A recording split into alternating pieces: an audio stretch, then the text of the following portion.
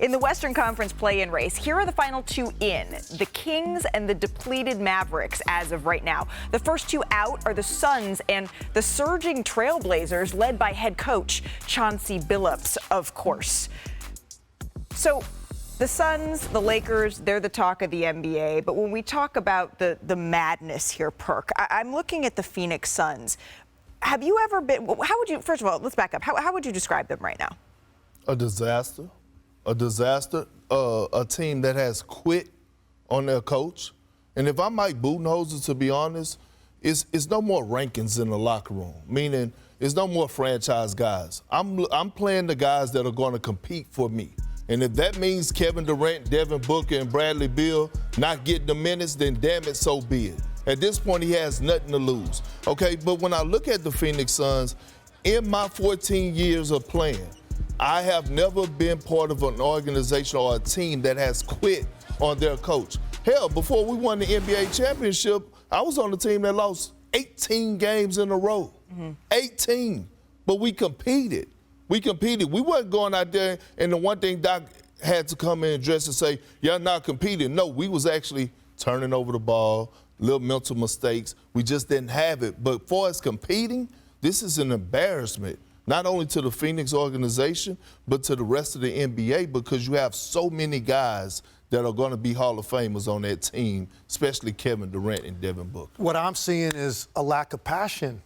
And that's what it oozes through them. I've called games. I've sat there courtside and felt it. I've watched them on TV and felt it. Certainly felt it in this game. Yeah. Here's the difference between them and other teams that we will use the word disappointment about. All of those teams that we could throw that word out, it's because of injuries. Sure. Sixers, for example. These guys, Sixers, Dallas, New Orleans, these guys are healthy.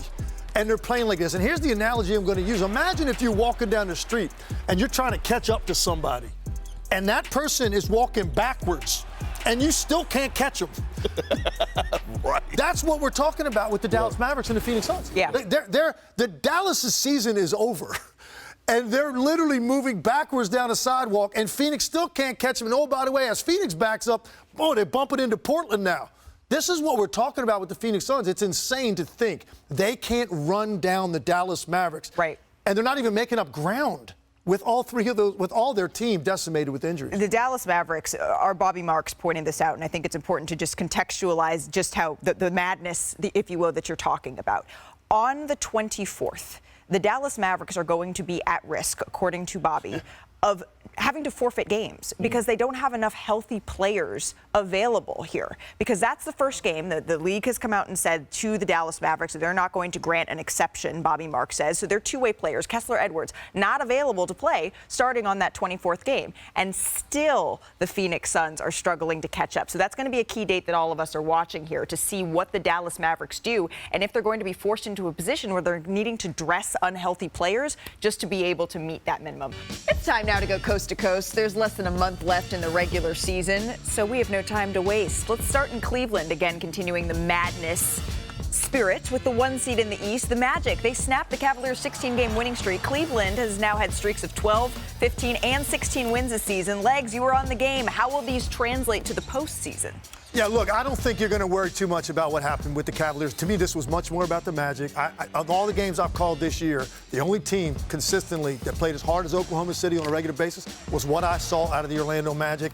Not too worried. It's actually a good thing the Cavs lost this game, I think. Get the distraction of the streak out of the way. Just focus on the postseason. They still have time for like one more 15-game win. Yeah, they do. They get started right now. That. That's nuts. The reigning champs, they got Kristaps Porzingis back. He missed the previous 8 games with a viral illness. Porzingis dropped a game-high 24 points in a win over the Nets. Perk, is health the biggest key for Boston? Absolutely. If they're healthy, they're going to win the 2025 NBA championship, especially with getting Kristaps Porzingis back. A guy that can mix it up, picking and popping, picking and rolling, and one of the best post-up guys in the league, and the Celtics definitely know how to utilize him with those mismatches. Well, yesterday's nightcap, Perk, it was the 1 seed in the West, Oklahoma City, in Milwaukee here. This was the first time we got to see, yes, of course, Shai Gilgeous-Alexander versus Giannis, but it was the first time we got to see this double big lineup, even without J-Dub, deployed against the Milwaukee Bucks, Perks, and that's what you were hoping for. And it was a beautiful thing to see, the big passing.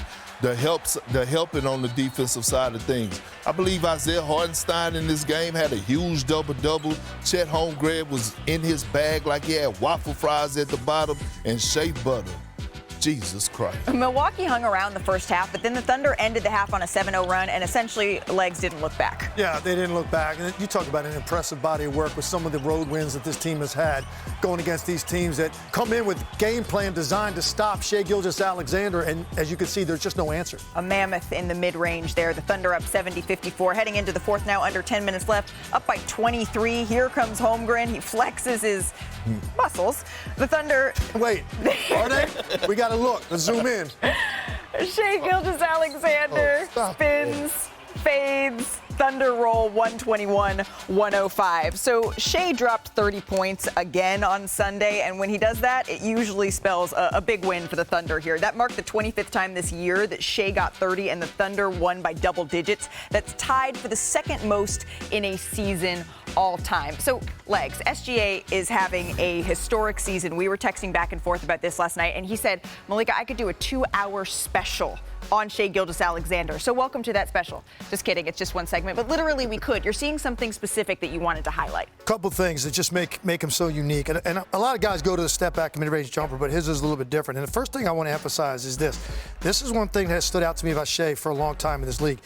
He's the only big-time elite wing scorer or guard scorer that I can remember that loves to operate in this area of the floor. If you drew a line up the lane to half court, this is his house. And why is it so difficult? Because as you can see, this is where all the traffic is. Most elite scorers in this league, they want to go to the wings because you're just taking less help in your lap, right? But doesn't matter to Shai. Now let's talk about this step back and what he's trying to accomplish. So his big thing is this. He is going to plant before you do. When he plants his foot is exactly when he can see your feet are starting to get tangled up. As you can see right here, Cade Cunningham's feet are right next to each other, which means he's off balance. That means his momentum is still going in this direction. And that's exactly when Shai Gilgeous-Alexander is going to plant and he's going to separate. And in this case, Cade Cunningham actually does a great job of recovering. And he's bigger than Shai, and it doesn't matter. Cade gets up, but because enough separation was created in the first place, we know where this is going to end up. He's going right over the top of his release, ends up in the bottom of the net. That's great defense. It's just an unstoppable offensive player. Now, this one's a little different. This one, oh my goodness, we're going to start this out here because you got all kinds of stuff going on. You got this leg going this direction. The vision is this way. The other leg's this way, doing a full split practically. And Shai's almost cruel on this because he could just shoot her here. I mean, you got all this separation. Right. He said, no, I'm going to go ahead and do this to him again. Takes it, and again, there's the plant. He plants his foot first. Your feet get tangled up. As you can see, they're right next to each other, and that means your momentum is going this direction, which means there is no possible way you can shift your body weight in time to get back to where he separates from. Separation, easy shot.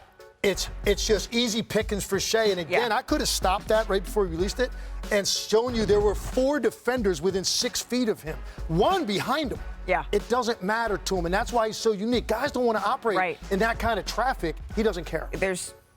There's no better duo other than legs and the iPad than Shai and getting buckets. So I'm going to trade you. I'm going to grab the iPad. And can you just show us exactly what you just showed us there, but on our court? So first, I want to differentiate between his step back and I got to stop guys. Legs? Good luck. First of all, what do they list you at height-wise? What are you listed at? That was 6'9". I'm like 6'5". Yeah, so Shai's about 6'5", right? Yep. So this is about right. So he takes on 6'9" defenders.